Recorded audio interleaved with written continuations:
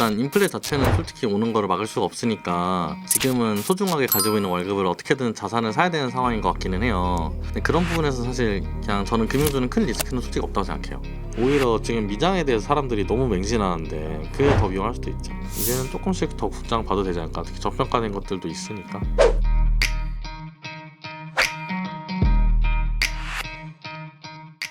대표님 아까도 뭐 말씀해 주셨는데 미국보다 국내 증시 조금 주목하고 있다고 하셨잖아요. 그 이유랑 이제 대선이 이제 6월에 있을 거라 네네네. 정치 지형 변화가 당연히 이제 시장에 조금 미칠 영향도 있을 것 같은데 그건 좀 어떻게 보실까요? 저는 일단 기본적으로 모든 대선 후보가 비슷하게 말하는 거는 얼추 그냥 맞을 거라고 생각해요. 근데 그 측면에서 봤을 때 일단 기본적으로 돈은 다 풀지 않을까라는 생각은 좀 있어요. 어쨌거나 지금의 지지율을 그냥 여론조사 순위를 봤을 때 이재명 후보가 이제 가장 가능성이 높은데, 근데 이재명 후보가 가능성이 높다는 거는 이재명 후보의 공약을 좀 유심히 봐야 된다는 소리인데, 이분이 3% 나갔을 때 보면은 확실히 주식을 잘하세요. 그래가지고 내가 할 때는 일단 부동산은 잘 모르겠는데 어쨌든 돈은 풀 거니까 부동산 올라가겠죠. 한국에서 돈을 풀었는데 부동산이 안 올라갈 수 없으니까. 근데 또 주식 얘기를 꼭 몇 달이 껴서 하신단 말이에요. 그러니까 주식 얘기를 껴서 하니까 주식도 좀 어떻게든 올릴 각을 볼 것 같은데, 저는 개인적으로 주식을 어떻게 올릴 것이냐, 이것도 올리는 방법이 있을 텐데, 일단 제가 볼 때 그냥 가장 페어하게 올라갈 것 같은 거는 금융주식들. 그러니까 금융주식들도 이제 은행 같은 거 말고, 은행은 더 때릴 수도 있죠. 약간 대출 더 푸세요 하면 이제 은행에 약간 마진은 좀 아쉬워지는 거니까. 근데 이제 그게 아니라 뭐 증권사 같은 애들은 괜찮을 가능성이 높다고 생각해요. 기본적으로 만년 저평가기도 하고. 그리고 저는 개인적으로는 이런 표현 방송에 써도 되는지 모르겠는데, 저 행동주의 펀드를 그냥 네. 간단하게 말하면은 죽창 펀드라고 생각해요. 소액주주의 죽창이란 말이에요. 네. 네, 그런 느낌에서 죽창 찌르는 거에 좀 유화적인 분위기가 되지 않을까. 그래가지고 행동주의 펀드들 중에서 좀 볼만한 애들이 생기지 않을까 싶어요. 그러니까 이게 결국 행동주의라는 게 결국 언론이랑 뭐 이사회에서 잘 싸워가지고 내가 주주 가치를 제고할 수 있는 판단을 내리겠다 이런 건데, 사실 이거에 대해서 저는 되게 좀 진짜 양가적인 게, 예를 들어서 볼게요. 에이티넘 인베스트라는 회사가 있어요. 얘는 VC예요. 얘네는 행동주의 펀드의 만년 똑값이에요. 왜 그러냐면은 얘는 돈을 벌면은 버는 돈의 상당수를 그 심사학들한테 인센티브로 줘요. 근데 사실 또 심사학 입장에서는 이러니까 벤처 투자하는 거예요. 그러니까 내가 벤처 투자라는 게 엄청 하이 리스크 하이 리턴인데, 하이 리턴이 보장되지 않으면은 내가 뭐하러 벤처 투자를 하죠? 할 이유가 없어요. 그러니까 원래 벤처 업계는 그냥 기본적으로 그냥 내가 번 거에 비례해서 받는 그런 높은 고액 수당이 너무 당연한 거예요. 근데 행동주의 펀드 입장에서는 상장사인데 그런 거 쓰냐, 이 돈 주주의 돈인데 너무 막 많이 보너스로 뿌리는 거 아니냐. 아까 팔란티어도 얘기했던 것처럼 회사에서 버는 돈을 누가 가져가느냐는 진짜 애매한 문제인데, 이게 회사에 따라서 결국 직원이 가져가야 될 수도 있고 회사에 따라서는 주주가 가져가야 될 수도 있는데, 행동주의는 주주가 가져가야 된다는 입장인 거잖아요. 근데 AT넘 같은 경우 행동주의가 붙어 있지만 솔직히 이 업의 행태 자체가 그냥 주주가 가져가는 것보다, 주주가 가져가기는 해야겠지만 어느 정도는 이제 또 그 심사학들이 가져가는 게 맞아요. 원래 그 역은 그렇게 되어 있는 거예요. 근데 그럴 거였으면 상장하지 말았어야지 말하면 사실 그 말은 전 너무 동의하고, 근데 일단 상장을 했는데 어쨌건 업이 그렇게 돌아가니까 행동주의가 무조건 물 수밖에 없거든요. 근데 이런 거에 대해서 아무래도 이재명 후보가 되면은 조금 더 죽창을 찌르기 좀 편해지는 상황이 되지 않을까. 근데 이러면은 회사 자체는 잘 안 갈 거예요. 이러면은 A급 심사역에 뭐하러 AT넘 가죠? 안 가죠. 당연히 안 가죠. 당연히 안 가니까 회사 자체는 되게 안 좋아요. 그래서 저 행동주의가 언제나 회사를 좋게 만드냐 물어보면 그건 절대 아니에요. 그건 절대 아니고, 그래가지고 행동주의도 사실 진짜 회사가 잘 갈 것 같으면 소액주주가 뭐하러 팔아요. 그냥 이제 주주 가치가 제고됐으니까 천년만년 들고 있어야죠. 그게 아니잖아요. 그렇기 때문에 저는 행동주의 펀드라는 게 언제나 그냥 올바르다는 생각이 존재하지 않고, 언제나 주가를 올리는, 그러니까 회사의 가치 올리는 방향으로 가진 않는데, 근데 그거랑 별개로 행동주의 펀드의 승률이 올라갈 가능성이 높아 보인다. 그러니까 그런 행동주의 펀드들이 물만한 회사들이 몇 개 있어요. 한국에서도 약간 오래된 오태사들, 약간 좀 오래된 회사들, 약간 상속 걸려 있어가지고 주가 일부러 낮추는 회사들, 이런 회사들 같은 경우에는 좀 물만하죠. 그래서 이런 회사들 약간 각이 보이면은 좀 같이 가는 것도 괜찮아 보이는데, 그래서 저는 이렇게 생각을 했는데 또 최근에 기사 뜬 거 보니까 강성구 펀드에서 올해는 행동주의 안 한다 뭐 이런 식으로 떠가지고 또 참 애매하긴 한데, 근데 저는 행동주의랑 금융주는 약간 잃지 않을 것 같은 느낌. 이미 떨어져서 증권사 주식들을 사모으면 딱히 크게 잃지 않을 느낌? 그래서 배당도 잘 나오고요. 그런 느낌이고, 그 다음에 이제 행동주의 펀드는 내가 시세를, 그러니까 돌아가는 세상 돌아가는 걸 좀 빨리빨리 캐치할 수 있으면은 괜찮지 않을까. 네. 그럼 현재 시장에서 저평가된 금융주 좀 무엇인지 궁금하고, 하반기 이제 금융주 투자할 때 주의해야 할 리스크 뭐가 있을까요? 일단 인플레 자체는 솔직히 오는 거를 막을 수가 없으니까 지금은 소중하게 가지고 있는 월급을 어떻게든 자산을 사야 되는 상황인 것 같기는 해요. 근데 그런 부분에서 사실 그냥 저는 금융주는 큰 리스크는 솔직히 없다고 생각해요. 이제 막 갑자기 뭐 전쟁 난다 이런 거 아닌 이상이야.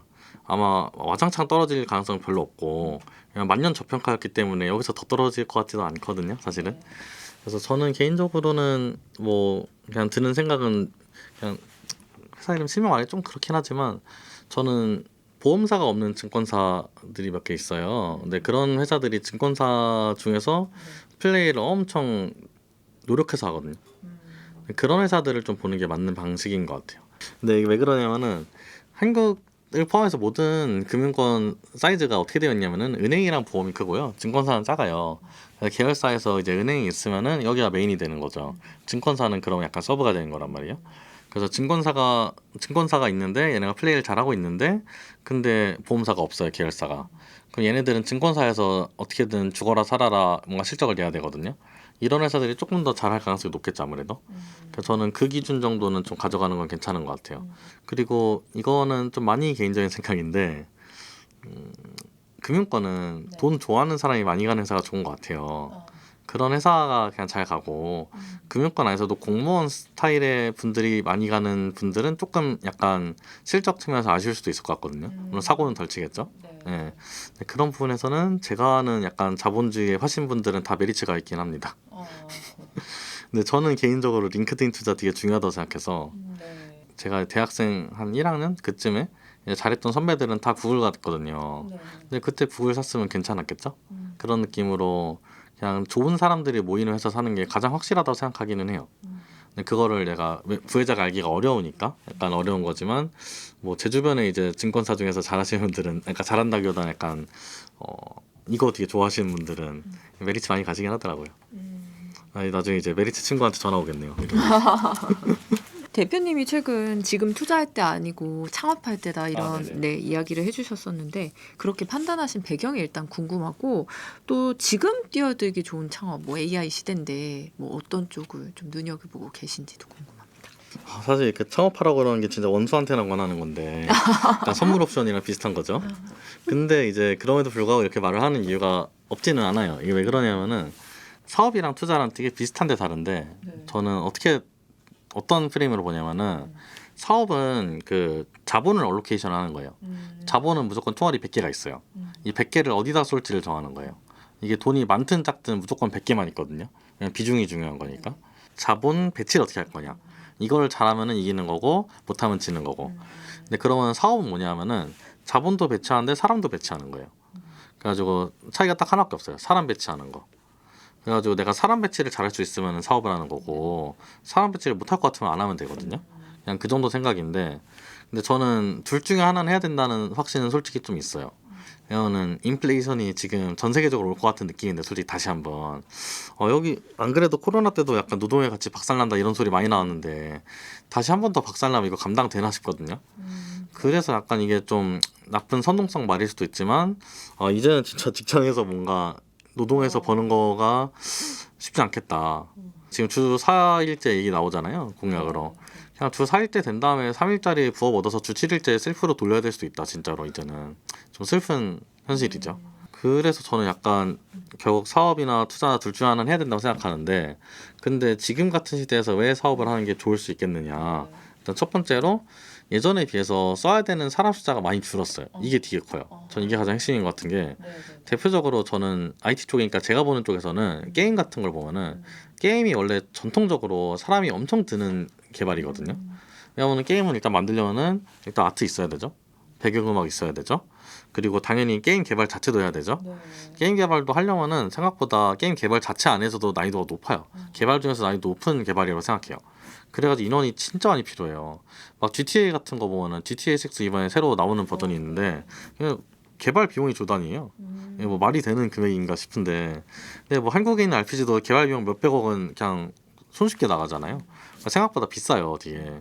물론 이런 트리플 A급 게임이라고 보통 하죠. 이런 거는 예나 지금이나 사람이 많이 필요한데, 근데 그런 거 말고 좀 쬐깐한 게임들은 이제 두세 명에서도 만들 수 있는 시대가 됐어요.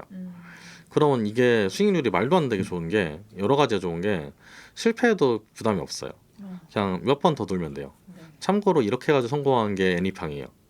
애니팡이 그런 캐주얼한 프로젝트들 계속 해가지고 돌려서 해보자 해가지고 썬데이 토즈라는 그런 회사 이름이, 회사 이름이 왜 썬데이 토즈냐면은 일요일마다 토즈에 모여가지고 코딩하자.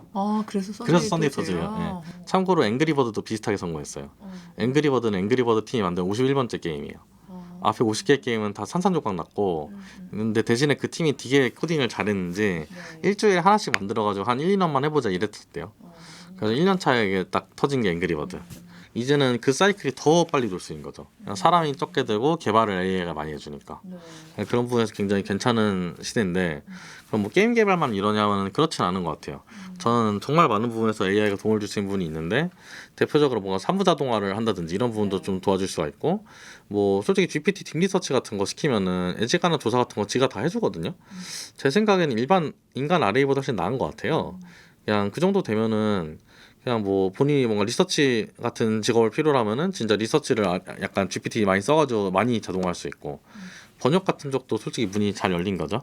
그런 부분들. 지금 제가 느끼기에는 가장 크게 생긴 알파는 뭐냐면은 이제 바벨탑을 다시 세운 거란 말이에요. 세상의 언어가 다 통해요 이제. 이제 무너뜨렸던 바벨탑이 다시 섰는데, 근데 그러면은 내가 원래 외국에서 뭔가 있었던 그런 크로스보더들이 있잖아요. 크로스보더는 무조건 아비트라지가 나거든요. 그러니까 국경을 넘으면 아비트라지가 나요.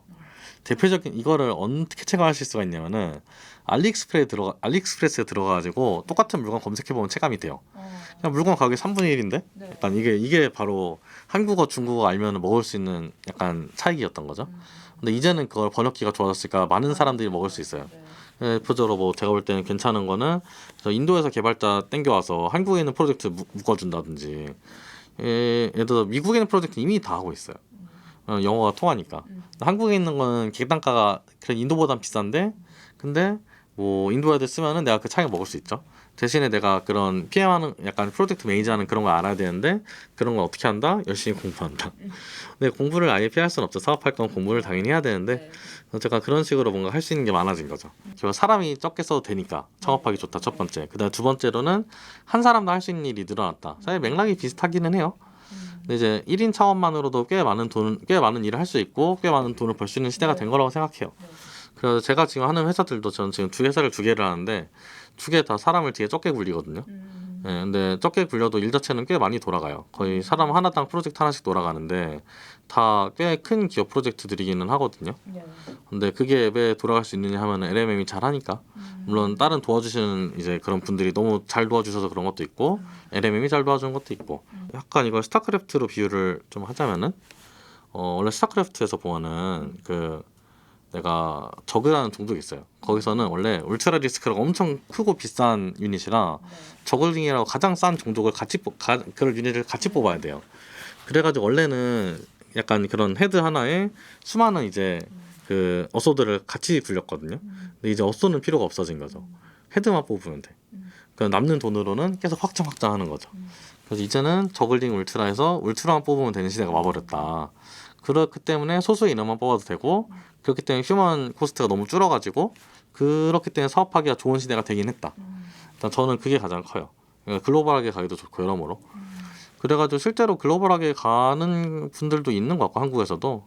또 반대로 뭐 한국으로 다시 들어오는, 한국인인데 일본 가서 창업해서 잘 한 다음에 한국으로 다시 들어온 케이스도 있고, 그냥 이제는 국경 넘나드는 게 많이 편해진 것 같기는 해요. LM도 있고 그냥 세상도 많이 좋아졌고 진짜로. 그래서 그런 부분들 때문에 사실 저는 약간 창업하기에 좋은 시대는 맞다. 그러니까 투자나 창업 중에 하나는 해야 되는데, 창업이 훨씬 리스키하죠. 훨씬 리스키한데, 근데 알파가 훨씬 커진 시대가 됐다. 예전보다 덜 리스키하다. 그리고 창업도 그래서 저는 썬데이 토지식 창업이 맞는 것 같아요. 부업형 창업. 그러니까 직장 다니면서 주말에 뭐 하다가 잘 되면은 그때 직업 때려치고 나와가지고 그거 키우는. 참고로 제가 하는 사업들은 다 그렇게 됐거든요.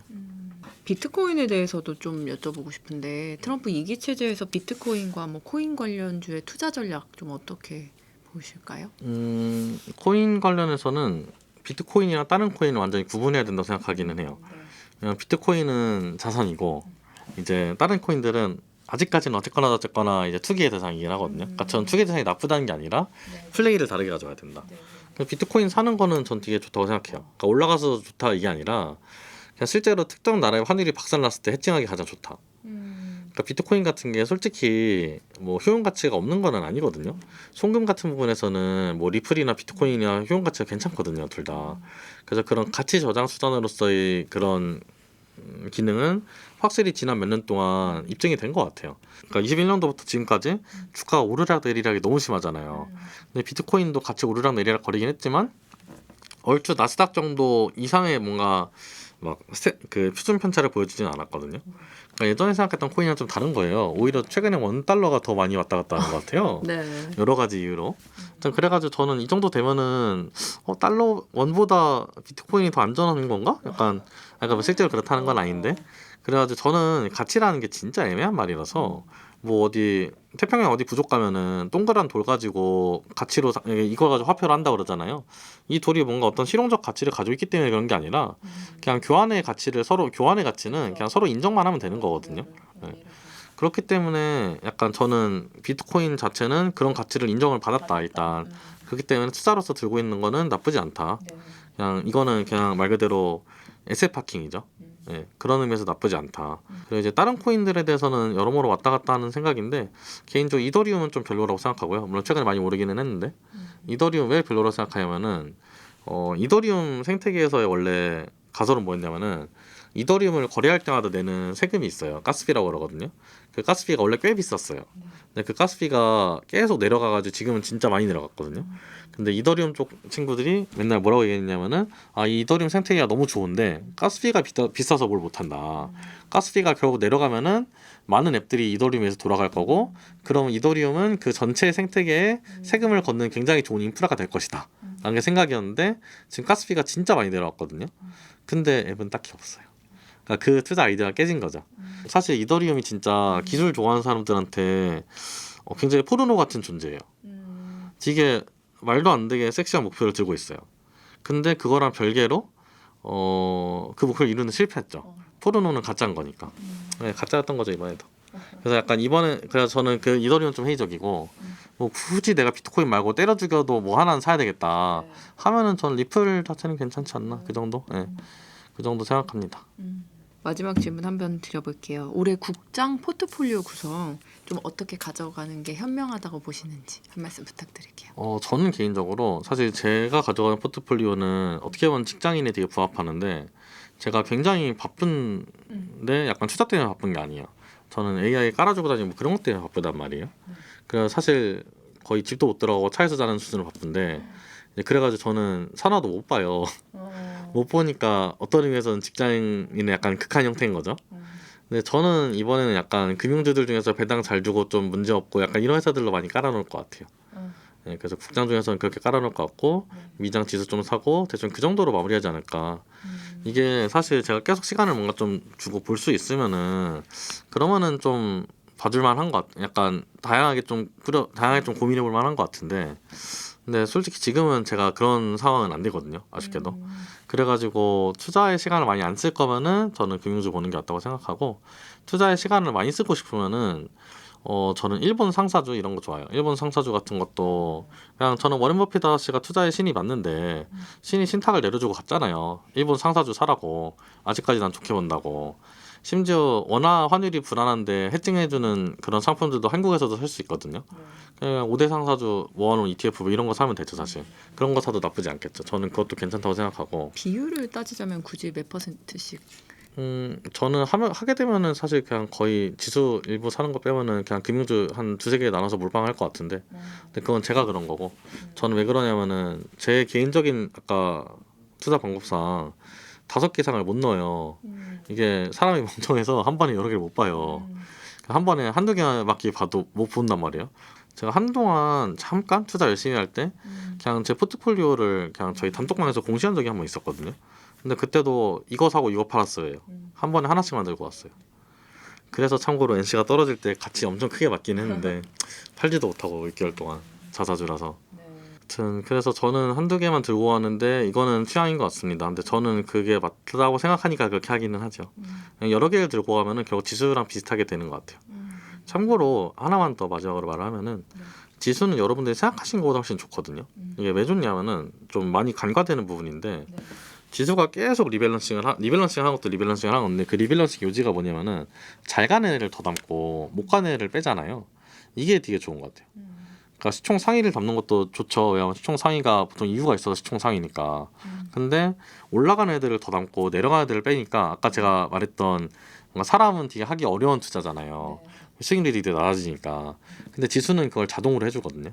그런 의미에서 모멘텀이라는 게 실존하는데 그 모멘텀 실존하는 측면에서 그걸 계속 뭔가 점진적으로 먹고 싶으면은 지수 투자는 생각보다는 되게 굉장히 좋은 선택입니다.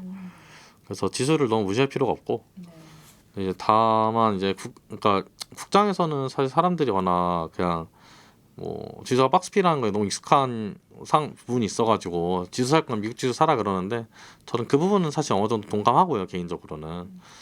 국장 같은 경우에는 그냥 나라 경제상 부동산에 워낙 많은 금액이 있으니까 주식은 좀 아쉬운 부분들이 있는 것 같아요. 그리고 한국 시장 자체가 꽤 투기적이다 보니까 이거는 부인할 수가 없는 게 국장이 진짜 거래량 많았을 때는 진짜 코스피 선물이 전 세계 선물 거래대금 막 1등, 2등 왔다 갔다 했거든요. 그러니까 한국인들이 뭔가 그런 걸 좋아하는 거야. 이유는 모르겠는데 근데 이제 그런 측면에서 봤을 때 조금 아쉬운 부분들이 있지만 어쨌거나 국장에서 저평가된 종목들의 기회는 계속 주어질 것 같고 그거는 국장이라고 해서 변하는 것 같진 않아요. 오히려 지금 미장에 대해서 사람들이 너무 맹신하는데 그게 더 위험할 수도 있죠. 실제로 아이온큐 같은 거는 사람들이 많이 맹신하니까 귀신처럼 꺾이는 것도 있고 뭐 맹신해서 꺾였다고 말하긴 좀 그렇지만 어쨌거나 좀 저는 그런 부분들은 좀 이제는 좀 균형 갖추고 봐야 된다고 생각해서 이제는 조금씩 더 국장 봐도 되지 않을까. 특히 저평가된 것들도 있으니까. 오늘은 하반기 미국과 한국 증시 전망부터 AI 시대에 꼭 필요한 투자 전략까지 짚어봤습니다. 대표님 오늘 말씀 감사합니다. 네, 감사합니다. 투자 상담 자격을 갖춘 MTNW 소속 어드바이저가 카카오톡 오픈 채팅에서 명쾌하게 종목을 무료로 상담해 드립니다. 이제 QR로 바로 참여하세요.